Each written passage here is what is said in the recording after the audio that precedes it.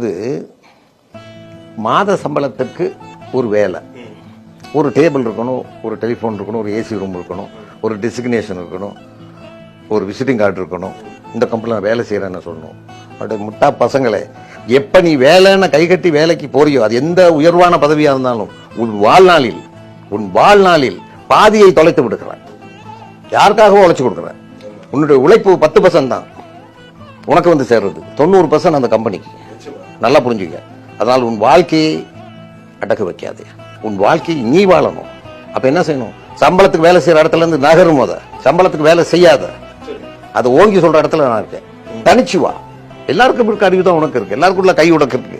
வாய்ப்புகள் கொட்டி கிடக்குது. பழகிறதுக்காக, படிக்கிற காலத்திலேயே ஒரு தொழிலுக்காக ஒரு என்ன சொல்லுவாங்க, ஒரு ட்ரைனிங், அந்த மாதிரி போய் கத்துக்கோ.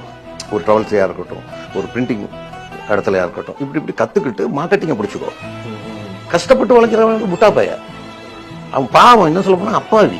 ஆனா அவங்க என்ன அது எப்படி சொல்றேன்னா, இப்படி பாருங்க, நீங்க ரோடு போடுறவங்க கஷ்டப்பட்டு உழைச்சா முண்டு போடலாம். எங்கடா கஷ்டப்பட்டு உழைக்கிறவங்க முண்டு போகலாம்?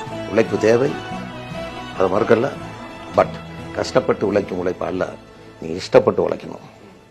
இஷ்டப்பட்டு உழைக்கிறவன் டைம் பீஸ் பார்க்க மாட்டான்.